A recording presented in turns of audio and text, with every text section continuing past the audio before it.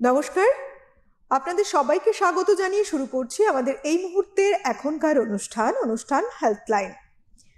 আমাদের এই অনুষ্ঠান মানে নানা রকম শারীরিক কিংবা মানসিক সমস্যার বিষয় নিয়ে আমরা আলোচনা করি সবসময়।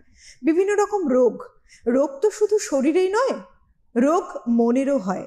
আর এই যে শরীর এবং মনের রোগ, তার বিভিন্ন রকম লক্ষণ, তার থেকে বেরিয়ে আসার উপায়, ট্রিটমেন্ট কি আছে, সমস্ত বিষয় নিয়ে আমরা আলোচনা করে থাকি এই অনুষ্ঠানে। কারণ আমাদের খুব জানার প্রয়োজনও রয়েছে যে কোনটাকে আমরা বলছি স্বাভাবিক কিছু আর কোনটাকে বলছি রোগ লক্ষণ।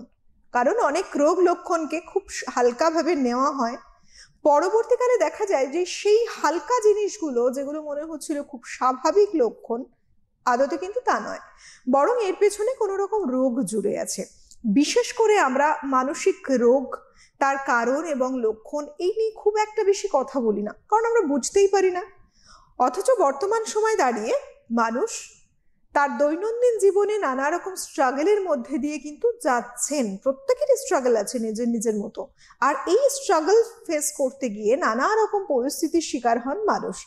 স্ট্রেস, টেনশন থেকে শুরু করে, অ্যাংজাইটি থেকে শুরু করে, ডিপ্রেশন থেকে শুরু করে, আর কত কি নাম বলবো, অনেক কিছু জুড়ে আছে মানসিক রোগের কারণ হয়ে। আর রোগ মানে তার থেকে আমাদের প্রতিকার চাই, কারণ আমরা চাই সুস্থ হতে, সুস্থ থাকতে। বিশেষ করে মানসিক সমস্যা থেকে বেরিয়ে আসাটা খুব প্রয়োজন। মন ঠিক না থাকলে দেখবেন কোনো কিছুই ঠিক থাকে না। মন অসুস্থ হলে আপনি সম্পূর্ণরূপে অসুস্থ হয়ে পড়েন। তাই চলুন আজকে আমাদের এই এপিসোডে আমরা মন নিয়ে কথা বলবো। আজকে আমাদের বিষয় থাকছে টেনশন। অনেক সময় আমরা বলে থাকি যে টেনশন, খুব টেনশনে আছে, একটা মানুষের মুড থেকে থেকে চেঞ্জ হয়ে যাচ্ছে। তিনি বলছেন কি না, আমি খুব টেনশনে আছি। ছোট হোক বা বড় হোক, মুখে মুখে ফেরা কথা টেনশন। আসলে ব্যাপারটা কি? এটা কি কোনো রোগ? আর কখন এটাকে রোগ বলছি? টেনশন ছোটখাটো বিষয়ে হচ্ছে, না অনেক বড় বিষয় নিয়ে আমরা এক্সট্রা অর্ডিনারি কিছু ভাবছি তার জন্য হচ্ছে? এটা থেকে কি করে বেরিয়ে আসবো?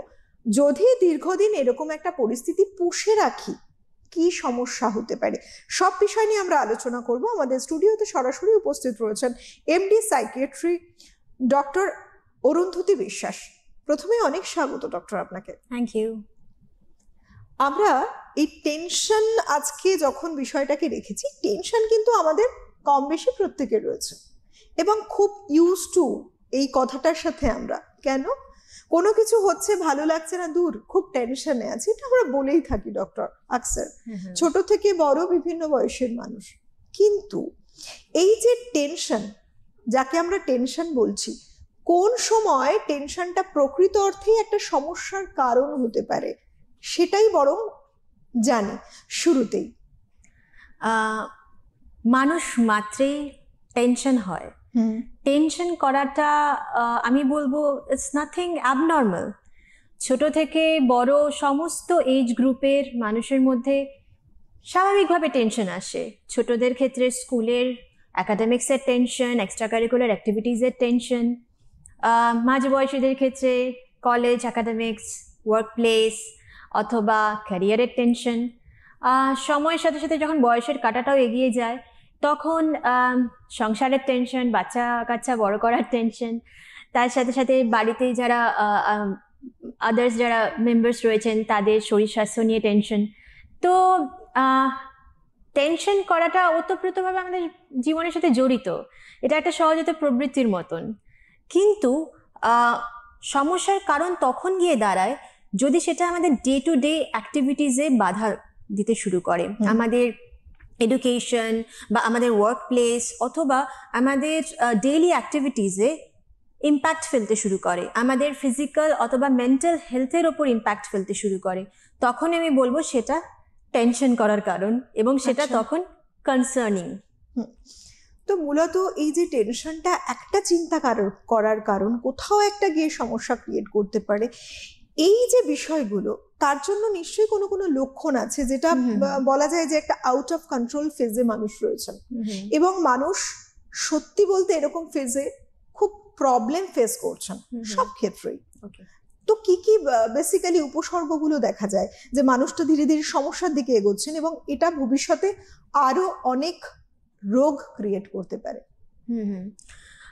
জেনারেলি দেখো, অ্যাংজাইটি করা মানে এটা যে এটা মানে উপসর্গ তুমি আমাকে বললে, ইটসেলফ কোনো একটা ডিজিজ নয়, কোনো একটা মেন্টাল হেলথ ইস্যুস একটা নয়। আমরা জেনারেলি অ্যাংজাইটির সমস্যাটাকে একটা স্পেকট্রাম বলি, অ্যাংজাইটি স্পেকট্রাম ডিসঅর্ডার্স বলি। এটার আন্ডারে বিভিন্ন রকমের মেন্টাল হেলথ ইস্যুস আসে। এবং শুরুতেই যেটা আমি বলবো, জেনারেলাইজ অ্যাংজাইটি ডিসঅর্ডার। এক্ষেত্রে মানুষ ক্ষুদ্রাতে ক্ষুদ্র সমস্ত বিষয় নিয়ে, মানে ঘুম থেকে উঠলো, চোখ যে খুললো এবং শুতে যখন যাবে চোখ বন্ধ করবে, এই যে টাইম পিরিয়ডটা সারাদিন সব কিছু নিয়ে টেনশন করে, এভরি ম্যাটার। এবং যেটাকে আমরা বলি পারভেসিভ ওয়ারি, the person feels like he or she is sitting at the edge all the time. শরীরে অলওয়েজ একটা টেনশন, মাসেলে একটা টেনশন, মনের মধ্যে একটা রেস্টলেসনেস, একটা কনসেন্ট্রেশন করার ক্ষমতা চলে যাওয়া, ঘুমের সমস্যা চলে আসে, মন অলওয়েজ খারাপ, ইরিটেবল হয়ে থাকে। কেননা সবসময় মনে যদি একটা কারোর রেস্টলেসনেস কাজ করে, সে কি করে ভালো থাকবে? তো সেক্ষেত্রে অলওয়েজ সব কিছু নিয়ে টেনশন করাটা, সেটা আমরা বলি জেনারেলাইজ অ্যাংজাইটি ডিসঅর্ডার। এবং সেটার টাইমলাইনও থাকে 6 মান্থসের বেশি হতে হবে, তবে গিয়ে আমরা সেটাকে জেনারেলাইজ অ্যাংজাইটি ডিসঅর্ডার বলি। এবং এখান থেকে টেনশন আসে। এই স্পেকট্রামে আর একটা সমস্যা হচ্ছে প্যানিক ডিসঅর্ডার। এবার প্যানিক অ্যাটাকস হচ্ছে আজকের দিনে one of the most common psychiatric emergencies. এক্ষেত্রে কি হয়, একটি মানুষ তিনি একটি খুব স্বল্প ডিউরেশনের মধ্যে অতিরিক্ত পরিমাণে টেনশন ফিল করতে শুরু করে দেন, এবং তার সাথে সাথে তার কিছু কিছু ফিজিক্যাল সিমটমস আসে। যেমন মাথা ঘুরতে শুরু করে, প্রচন্ড পরিমাণে ঘাম হতে শুরু করে, যেন মনে হয় সে তার গলাটা শুকিয়ে আসছে, ঢোক গিলতে পারছে না, নিঃশ্বাস নিতে কষ্ট হয়, বুক ধড়ফড় করে। কখনো কখনো মনে হয় যে হাত পা কাঁপছে, ঠান্ডা হয়ে যাচ্ছে, একদম যেন নিস্তেজ হয়ে যাচ্ছে, পেটে অলওয়েজ একটা ডিসকমফর্ট ফিল হয়, এবং চারপাশে পরিবেশটা তার মনে হয় যেন রিয়েলিস্টিক নয়, এবং তার যেন মনে হয় সে এক্ষুনি মরে যাবে। এইরকম কিছু কিছু সিমটমস আসে এবং অতিরিক্ত টেনশনস হয়। তো এটা খুবই খুবই কম, মানে কয়েক মিনিটের মধ্যে সে ফিল করে, এবং এটাকে প্যানিক অ্যাটাক বলে। এবং এটা যখন বারবার রিপিটেটিভলি হতে থাকে, তখন আমরা সেটাকে প্যানিক ডিসঅর্ডার বলি। তো এখান থেকেও টেনশন হয়। এবং মানুষ তো এক্ষেত্রে যে কোনো একটা সাংঘাতিক স্টেপও নিতে পারেন, কন্টিনিউ তার মাথায় একটা, এটা তো একটা বার্ডেন হয়ে যায়। না, প্যানিক অ্যাটাকসে জেনারেলি এটা এমার্জেন্সি, তো পেশেন্ট মোটামুটি ফেইন্ট হয়ে যায় বা ওইরকম একটা এমার্জেন্সি সিচুয়েশনে তাকে নিয়ে আসে হসপিটাল সেটআপে। Panic disorder is a emergency, psychiatric emergency, one of the most common. এর পাশাপাশি আমি যদি বলি অ্যাংজাইটি স্পেকট্রামের আর কি আসে, অবসেসিভ কম্পালসিভ ডিসঅর্ডার, আমাদের বাংলা ভাষায় যেটাকে বলে চুচিবাই রোগ বা খুঁতখুঁতানির রোগ।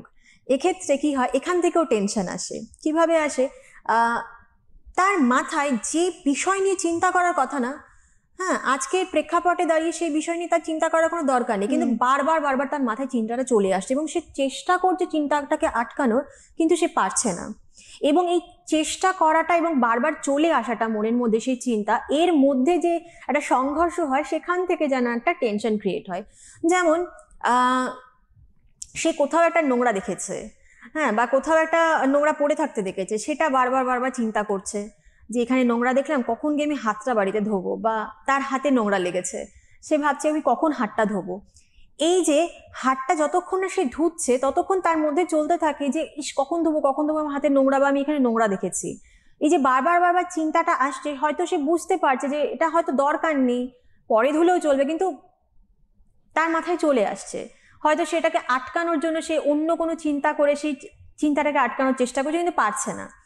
তো এই যে একটা ডিস্ট্রেস হচ্ছে, সেখান থেকে টেনশন চলে আসে।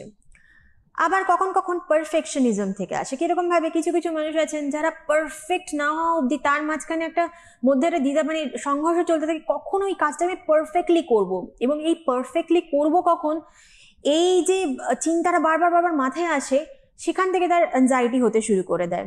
এবং যতক্ষণ না সে সেই পারফেকশনটা অ্যাচিভ করছে, তার মনে ওই সংঘর্ষটা চলতে থাকে, এবং সেটা করতে করতে হয়তো সে করতেও পারলো না পারফেক্ট ভাবে, সেই ব্যাপারটা নিয়েও আরো তার টেনশনে, আমি করতে পারলাম না, 100% দিতে পারলাম না, কেননা তার তো পারফেক্ট চাই। ওকে, তো সেখান থেকে হয়।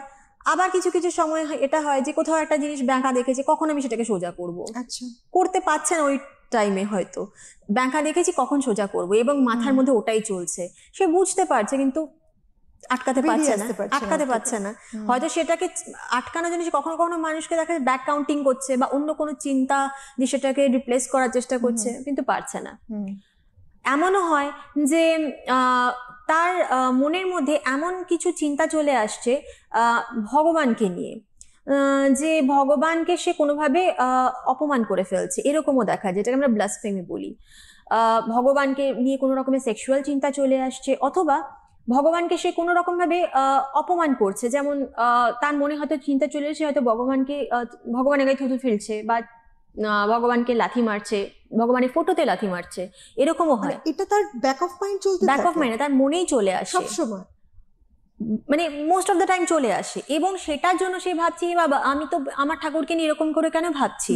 তার মধ্যে একটা এবার একটা খুব গিল্ট ফিলিং আসে যে এ বাবা ভগবান তাহলে আমাকে হয়তো পাপ দিয়ে ফেলবে, আমি কোনো একটা পাপ কাজ করে ফেলছি, এবং সেটার থেকে তার অ্যাংজাইটি শুরু হয়।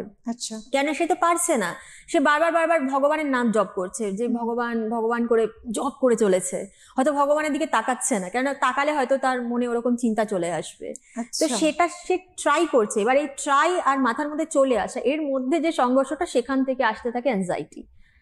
এবং কিছু কিছু বিলিভস থাকে যে আমাকে এই কাজটা 3বারই করতে হবে বা 4বার করতে হবে, যদি আমি কাজটা 4বার না করি বা 3বার না করি, তাহলে হয়তো আমার বা আমার পরিবারে কোনো ক্ষতি হয়ে যাবে, অথবা কোনো একটা জিনিস আছে সেটা যদি আমি সেখানেই না রাখি, অন্য কোনো জায়গায় যদি কেউ রেখে দেয় বা আমি রেখে দিই, তাহলে হয়তো বিপদ ঘনিয়ে আসবে, কোনো একটা মানে খারাপ কিছু ঘটে যাবে।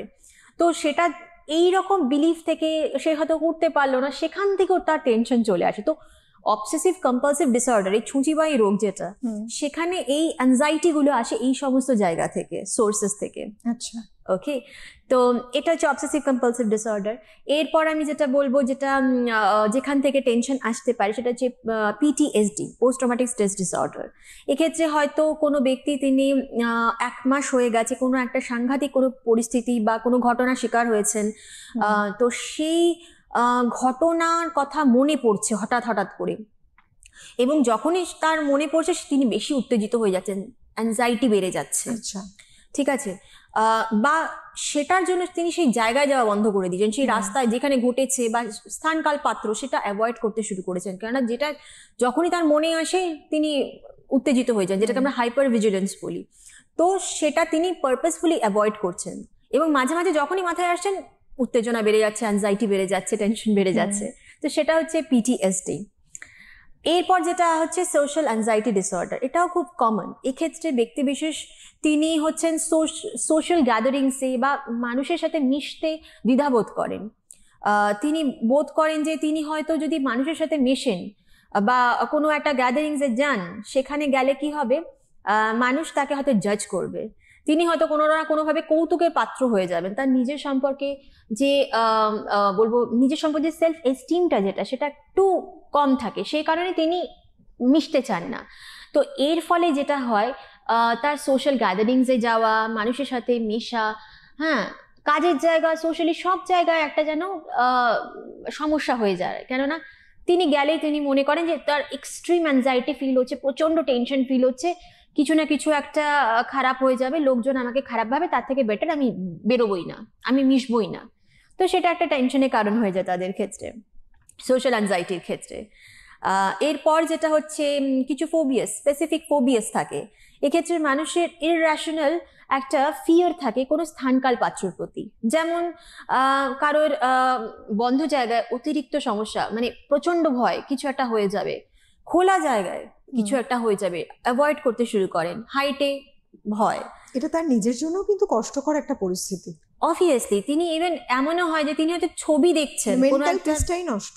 অবভিয়াসলি এমন আমি এরকম পেশেন্ট দেখেছি, তার হয়তো কোনো বোতল, সেটার ঢাকনাটা আটকানো, সেটা দেখে কষ্ট হচ্ছে, কেননা তার মতে ওই যে বোতলটার ঢাকনা দেওয়া, তার মানে ওটা ক্লোজ স্পেস, ওটা দেখে তার কষ্ট হচ্ছে যে ও বাবা ওখানে যদি আমি থাকি তাহলে আমি দম বন্ধ হয়ে মরে যাবো। আচ্ছা, নিজেকেও ভাবছে যদি বোতলের মধ্যে থাকে, ওটা দেখে তার কমফর্ট ফিল হচ্ছে না, খুব প্রচন্ড কষ্ট হচ্ছে বন্ধ জিনিস দেখে। আচ্ছা, ঠিক আছে, মেট্রো বাসে যাতায়াত করা মুশকিল হয়ে যায়, লাইনে দাঁড়ানো মুশকিল হয়ে যায়, তার মনে হয় আমি এখান থেকে পালাবো কি করে যদি কিছু হয়ে যায়। ঠিক আছে, শপিং মলে গেলে ভয়, হ্যাঁ, বিভিন্ন জায়গায় তো কোনো রকমের হয় স্পেসিফিক জিনিস থেকে, যেরকম সাপে ভয় হয়, প্রচন্ড ভয়, সাপের ছবি দেখে নিলেও ভয় হয়, ঠিক আছে, বা টিভিতেও যদি সে দেখে নেয় তার ওরকম ভয় হতে শুরু করে দেয়।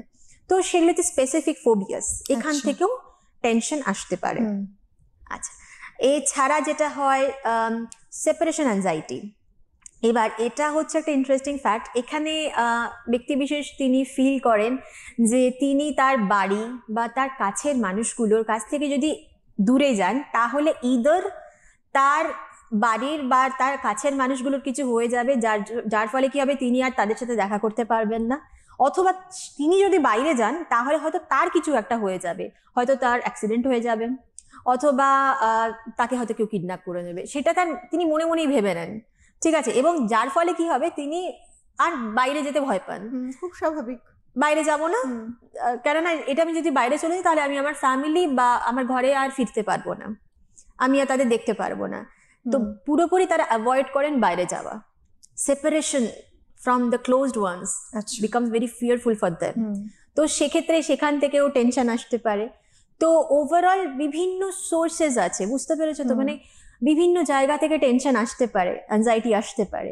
এবার সঠিক ডায়াগনোসিস হতে হবে, ঠিক আছে, সঠিক ডায়াগনোসিস না হলে তাহলে তুমি সেটা মানে উপসর্গগুলো তুমি ওরকম ভাবে বুঝতে পারবে না। তো উপসর্গ বুঝতে গেলে আমাকে বুঝতে হবে উৎসস্থল কোথায়, প্রপার ডায়াগনোসিস, প্রপার কোন মেন্টাল কন্ডিশন থেকে, মেন্টাল সিচুয়েশন থেকে এই সমস্যাটা আসছে।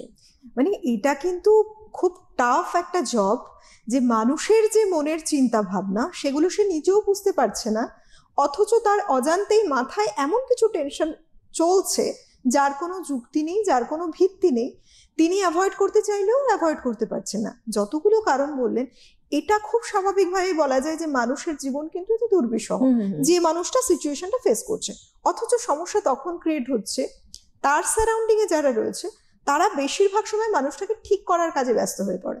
অনেককে বলতে শুনেছি যে মানুষ, তুমি এটা কেন করছো, তুমি এটা কেন করছো না, এটা কেন ভাবছো, এটা তো হয়নি, কিন্তু তখন অলরেডি মানুষটা একটা এমন ফেস করছে, তার কাছে এটা একটা সব থেকে বড় সমস্যা, সে মুক্তি চাইছে অথচ মুক্তি পাচ্ছে না। হ্যাঁ, অথচ এক্ষেত্রে আমার মনে হয় যে একটু জেনে নেওয়া ভালো যে বেসিক্যালি কি কারণে হয়, এবং এইরকম সিচুয়েশন ক্রিয়েট হলে আশেপাশে যারা আছে তার সারাউন্ডিং এ কোন সময় ভাববেন যে না, আসলে মানুষটার কিন্তু এখন হেল্পের প্রয়োজন, সে একটা সমস্যার মধ্যে দিয়েই যাচ্ছে। প্রথমে কারণগুলো শুনি, কি কি কারণে হয় এগুলো? কারণে প্রথমে যেটা আমার মাথায় আসে, যদি জিনসে থাকে, genetics plays a big role. আচ্ছা, জেনেটিক্সে থাকলে অনেক সময় এটা হয়, হ্যাঁ, বংশ পরম্পরায় মানুষগুলোর মধ্যে টেনশন করার প্রবণতা খুব বেশি, নিশ্চয়ই কোনো না কোনো সাইকিয়াট্রিক কোমরবিডিটিস রয়েছে, তার পাশাপাশি মানে তারও এসে যাচ্ছে। আর তার সাথে যেরকম আমাদের লাইফে স্ট্রেস বেড়ে চলেছে, স্ট্রেসফুল কোনো রকম সিচুয়েশনে পড়লেও এরকম টেনশনের সমস্যা আসতে পারে। এছাড়া যেটা আসে সেটা হচ্ছে, তুমি এখনই আমাকে জিজ্ঞেস করবে আমি কেন বলছি এটা, ফিমেলসদের মধ্যে অ্যাংজাইটির প্রবলেম বেশি আসে দেন মেলস। এবার কেন, যদি তুমি আমাকে স্বাভাবিকভাবে, মানে মেলদের নয় অথচ ফিমেলদের কেন? হ্যাঁ, এক্ষেত্রে কারণ হচ্ছে এটাই, মেয়েদের ক্ষেত্রে একটা মেয়ের জন্ম থেকে এক একটা স্টেজ, সে বয়ঃসন্ধিতে পৌঁছলো, আর্লি 30s বা প্রথমে বলবো mid 20s, then early 30s, mid 30s, late 30s, এই যে ধাপগুলো পেরোয় তার হরমোনাল অনেক চেঞ্জেস হয়, তার ইস্ট্রোজেন প্রোজেস্টেরন লেভেলের প্রচুর ফ্লাকচুয়েশনস হয়। ইভেন যখন মেনস্ট্রুয়েশন চলে, মেনস্ট্রুয়েশনের আগে এবং 15 দিন আগে, মানে ওই ফেজটা 15 দিন আগে 15 দিন পরে, এই ফেজটার মধ্যে অনেক মানে হরমোনসের তারতম্য ঘটে। তার সাথে সাথে যেটা হয়, এই হরমোনসগুলোর সাথে আমাদের সেরোটোনিনের, যেটা আমাদের নিউরোট্রান্সমিটার, সেটার সরাসরি সংযোগ আছে। তো সেক্ষেত্রে এই যে হরমোনসের তারতম্য থেকে এই সমস্ত মেয়েদের, মানে যেটা বললাম যে টেনশন করার প্রবণতা মেয়েদের ক্ষেত্রে একটু বেশি হয়। হ্যাঁ, কেন তাদের ক্ষেত্রে যেমন ছেলেদের থেকে তাদের হরমোনাল ফ্লাকচুয়েশন অনেক বেশি। তার সাথে সাথে যেটা হচ্ছে যে আগেকার দিনে আমাদের দিদা ঠাকুমাদের যেটা জীবনশৈলী ছিল, আমাদের জীবনশৈলীটা আজকের দিনে মেয়েদের জীবনশৈলীটা একটু আলাদা। তারা এক হাতে যেরকম ঘর সামলাচ্ছে, পাশাপাশি তারা বাইরে গিয়ে কাজও করছে, তো দু হাতে তারা সব দিকটাই দেখছেন, দশভুজার মতন তারা সবকিছু নিয়ে চলছেন। তো সেক্ষেত্রে তাদের জীবনশৈলীটা একদম ডিফারেন্ট, তারা কোনো অংশে পিছিয়ে নেই। তো স্ট্রেসটাও তাদের ক্ষেত্রে অনেকটা ওভারওয়েলমিং হয়ে পড়ে, রেসপন্সিবিলিটিসটা আই থিঙ্ক মেয়েদের একটু বেশি, ঘরে বাইরে সমান তালে আসে। বাচ্চাকে মানুষ করা সবকিছুর দিকে তাকে কম বেশি লক্ষ্য রাখতে হয়। তো সেক্ষেত্রে মেয়েরা একটু অ্যাংজাইটিটা সমস্যা বেশি ভুক্তভোগী হন, সেটা একটা ফ্যাক্টর। আচ্ছা, এছাড়া যেটা আমার মাথায় আসে সেটা হচ্ছে কিছু পার্সোনালিটি ডিসঅর্ডার একটা আছে, যেটা আমরা ক্লাস্টার সি পার্সোনালিটি ডিসঅর্ডার বলি, অ্যানশিয়াস অ্যাভয়েডেন্ট পার্সোনালিটি ডিসঅর্ডার। যারা ভুক্তভোগী হন তাদের ক্ষেত্রেও অ্যাংজাইটির সমস্যাটা একটু বেশি হয়। আচ্ছা, আর একটা হয় সেটা হচ্ছে নেশা করা থেকে, যেটা সবার আগে মাথায় আসে, যারা এক্সেসিভ অ্যালকোহল কনজাম্পশন করেন, টেনশনের সমস্যা। নেশা থেকে কিন্তু সমস্যাটাই বাড়ে মানুষের মধ্যে, প্রচুর বাড়ে, মানে যেমন ফিজিক্যাল লেভেলে তেমনি মেন্টাল লেভেলেও সাংঘাতিক হারে। এবং আমরা দেখুন অদ্ভুতভাবে প্রত্যেকে চাই একটা সুন্দর সুস্থ জীবন কাটাবো, সেক্ষেত্রে নেশা আদতে আমাদের প্রয়োজনই নেই। ওটা হয়তো বা কেউ একটা ফ্যান্টাসির জন্য একটু ভালো লাগা থেকে, কেউ আবার এক্সপেরিমেন্ট করতে গিয়ে একটা সময় দেখা গেল নেশাগ্রস্ত হয়ে পড়লেন। মোস্ট কমন হচ্ছে এক্সপেরিমেন্ট, তাদের মধ্যে আসে যে এটা ট্রাই করে দেখি। এটাই আমি জেনারেলি, আমি যতজনকে আমি ইন্টারভিউ করেছি ম্যাক্সিমাম এটাই বলে যে আমি ট্রাই করতে চাইছিলাম যে কেমন ফিল হয়। অথচ একটা সমস্যার দরজা তিনি নিজের জন্য নিজে খুলছেন এই ট্রাই করতে গিয়ে। একটু আধটু ঠিক আছে যদিও বা ট্রাই করলেন বা কিছু, সরেও তো আসতে হবে, সরে আসতে পারে না। Once you are into it you can't escape that much easily. ওই চক্রব্যূহে তারা ফেসে যান। সেজন্য মানে এটা একটা নেশাটাও একটা বড় কারণ। হ্যাঁ, অবভিয়াসলি। এছাড়া কিছু কিছু ফিজিক্যাল কন্ডিশনসও আছে, যেরকম থাইরোটক্সিকোসিসে সমস্যা যারা ভুক্তভোগী, বা ফিওক্রোমোসাইটোমা, কারো কারো ক্ষেত্রে EMI এর পেশেন্ট যারা আছে, অ্যাকিউট মায়োকার্ডিয়াল ইনফার্কশন, তাদের ক্ষেত্রে অ্যাংজাইটির সমস্যা আসে। তো ফিজিক্যাল এগুলো ফ্যাক্টরস, এগুলোই মোটামুটি ওভারঅল। মানে এতগুলো কারণের মধ্যে এমন কিছু কারণ আছে যেগুলো আমরা অ্যাভয়েড করতে পারি, অ্যাভয়েড না করে দীর্ঘদিন অভ্যস্ত হলে সেই পরিস্থিতির মধ্যে দিয়ে সমস্যাটা আখেরে বাড়তে থাকে। আচ্ছা ডক্টর, সবার আগে যেটা আমার মনে হয় যে একটু জেনে নেওয়া ভালো, যে একটা আইডিয়াল লাইফ কেমন হওয়া উচিত, যাতে টেনশন স্ট্রেস সব জীবনে কিন্তু রয়েছে, কিছু না কিছু রয়েছে, কিন্তু এই যে ওভার যে অ্যাক্টিভিটিগুলো, যার ক্ষেত্রে দেখা যাচ্ছে আগামী দিনে একটা এই যে টেনশনটা একটা রোগের আকারে দাঁড়াচ্ছে, এর থেকে বেরিয়ে আসতে হবে। এবং মানুষ যাতে এর মধ্যে না আসে, মানে মিনস এটা যাতে রোগের পর্যায়ে না যায়। ছোট ছোট একটু টেনশন নিল, স্ট্রেস নিল, ঠিক আছে, কিন্তু সেটা যেন শর্ট আউট করতে পারে। কি করা উচিত সকাল থেকে রাত প্রত্যেকের বাস্তব যে জীবন, রেগুলার যে মানে লাইফ লিড করছে তারা, সবটাকে সঙ্গে রেখেই এটাকে কি করে কন্ট্রোল করা সম্ভব? কন্ট্রোল করতে গেলে ফার্স্টে বুঝতে হবে যে তার টেনশনের উৎসস্থলটা কোথায়। উৎসস্থল যদি তুমি জেনে যাও, করতে হবে অবভিয়াসলি। তোমাকে সবার আগে সেলফ ইন্ট্রোস্পেকশন তো দরকার আছে। তুমি যদি না বোঝো তোমার কোত্থেকে টেনশনটা আসছে, তাহলে তুমি সেটা আটকাবে কি করে? সেটা তো আসতেই থাকবে। এবং তার সাথে সাথে তোমাকে এই আর্টটা শিখতে হবে যে টেনশন আসতে পারে, এটাকে নর্মালাইজ করতে হবে। টেনশন আসতে পারে, টেনশন ছাড়া মানুষ থাকতে পারবে না। সুখ দুঃখ যেরকম মানুষের জীবনে একটা কি বলবো সাইকেলের মতন আসে, কখনো সুখ কখনো দুঃখ, টেনশনও আসতে পারে। ইউ হ্যাভ টু নর্মালাইজ ইট। এবং সেটা যে তোমাকে পুরোপুরি টেক ওভার করে নেবে না, সেটা তোমাকে মানে সেটা তোমার টেক কেয়ার করতে হবে, এবং সেটাকে তার সাথে কোপ করা শিখতে হবে। আমাদের কোপিং স্কিলটা খুব খারাপ। আমাকে মেডিসিন তো সব সময় তো মেডিসিন দিয়ে সবকিছু হয় না। কিছু কিছু ক্ষেত্রে আমাকে শিখতে হবে যে কিভাবে আমি এটার সাথে ডিল করব। আমি যখন সেটা শিখে নেব, আমার হয়তো মেডিসিনেরও দরকার পড়বে না। তুমি মেডিসিন সারা জীবন তো খেতে পারো না, তোমাকে শিখতে হবে যে তুমি কি করে সেখান থেকে বেরোবে। তো এটা পুরোপুরি নিজের উপর, আবার এটা বোঝা এবং সেই হিসেবে নিজেকে চললে, যেমন আপনি বলছেন, অনেকটাই কন্ট্রোল হতে পারে, এবং এটাই বোধহয় একমাত্র উপায়। কিন্তু যারা অলরেডি একটা সিচুয়েশন এমন ফেস করছেন, তারা হয়তো নিজেরা কোপ অফ করতে পারছেন না বিষয়টা থেকে, আশেপাশে যারা রয়েছে তাদের জন্য আপনার কি, ন্যাচারালি যেটা হয় একটা সাজেশন তো থাকে, তাদের কি করা উচিত? তারা কি সিচুয়েশন দেখলে মনে করবে যে না, মানুষটা সত্যি একটা রোগগ্রস্ত, মানসিক রোগগ্রস্ত একটা সিচুয়েশনে রয়েছে, এবং তাকে নিশ্চয়ই কনসালটেশনের জন্য নিয়ে যাওয়া উচিত কোনো সাইকিয়াট্রিস্টের কাছে? সমস্যাটিকে আগে বুঝতে হবে যে তিনি একটা সমস্যায় ভুক্তভোগী রয়েছেন। সেটা আগে মানে লাইক টেনশন করছে সেটাকে একদম নর্মালাইজ করে দিলাম যে না কিছুই না, এটা তোমার কোনো সমস্যাই না, এটা তোমার সমস্যাই নয়, এরকম বলে দিলাম, তাহলে তো হয় না। তোমাকে বুঝতে হবে যে না অবশ্যই তোমার একটা ফিলিংস থাকতে হবে তার প্রতি যে না অবশ্যই কিছু একটা সমস্যা হচ্ছে, নাহলে মানুষ এরকম ভাবে রিয়াক্ট কেন করছে। এই সিমটমস গুলো যেগুলো আমি তোমাকে বললাম সেগুলোকে আইডেন্টিফাই করা, সেগুলো সম্পর্কে অবগত হওয়া এবং অবশ্যই একটা মেডিকেল হেল্প নেওয়া, সেটার প্রতি একটা মেন্টালিটি রাখতে হবে। তোমাকে তার জন্য তোমার প্রপার আন্ডারস্ট্যান্ডিং দরকার সমস্যাটা সম্পর্কে, এবং অবশ্যই মেডিকেল হেল্প নেওয়ার জন্য পিছোপা হলে চলবে না যে না লোকে কি বলবে, আর 5টা মানুষ বলবে মেন্টাল হয়ে গেছে, তোমার টেনশনের সমস্যা হচ্ছে, তুমি মেন্টাল হয়ে গেছো, এই ধারণাটা মনে আনলে চলবে না। ট্রিটমেন্টটাকে সিক করতে হবে। এই সূত্র ধরেই ডক্টর এবার আসি ট্রিটমেন্টে, মানে বেসিক্যালি অত্যাধুনিক সমস্ত কিছুই সব হয়েছে চিকিৎসা ক্ষেত্রেও, কিন্তু সবকিছু আজকের সময় দাঁড়িয়ে অনেক উন্নত হয়েছে। সেক্ষেত্রে একটি মানুষ এরকম একটা সমস্যার মধ্যে দিয়ে যাচ্ছেন, সেরে ওঠার চান্স, সুস্থ থাকার চান্স ঠিক কতটা ট্রিটমেন্টের মাধ্যমে, কি কি ট্রিটমেন্ট রয়েছে? প্রথমে বলবো যদি কোনো পেশেন্ট ওরকম প্যানিক অ্যাটাক বা প্যানিক ডিসঅর্ডারের পেশেন্ট হয়, যদি সেরকম অ্যাকিউট সিচুয়েশন হয় মানে সাংঘাতিক সিচুয়েশনে পড়ে গেছে, তখন তো আমাদের হসপিটালাইজেশন করতে হয়।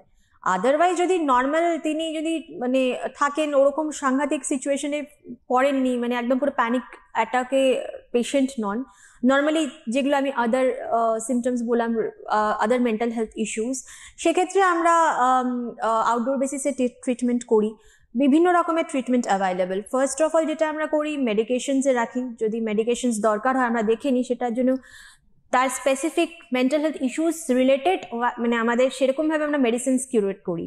ঠিক আছে, সব রোগের সেম মেডিসিন নয়, তো সেটা সমস্যা বুঝে আমরা ওষুধ দিই। এর সাথে সাথে যেটা আমরা করি কগনিটিভ বিহেভিয়ারাল থেরাপি।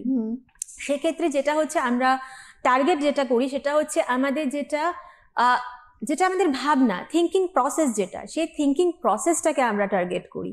ঠিক আছে, থিঙ্কিং প্রসেসের সাথে সাথে আমরা তার যে সমস্ত সমস্যা আসে সেটাই, যখন থিঙ্কিং প্রসেসটাকে আমরা অ্যাড্রেস করবো তার সমস্যাগুলোও তো আমরা ঠিক করে ডিল করতে পারবো, তো কগনিটিভ বিহেভিয়ারাল থেরাপি। এছাড়া যেটা হচ্ছে আমরা যেটা আমরা করে থাকি তাকে একটা রিল্যাক্সেশন টেকনিক্স যেগুলো আছে সেগুলো রিল্যাক্সেশন টেকনিক্স তাকে ফলো করানো, এক্সারসাইজ, ব্রিদিং এক্সারসাইজেস, সেগুলো আজকাল যেগুলো আছে ডান্স অ্যান্ড মুভমেন্ট থেরাপি।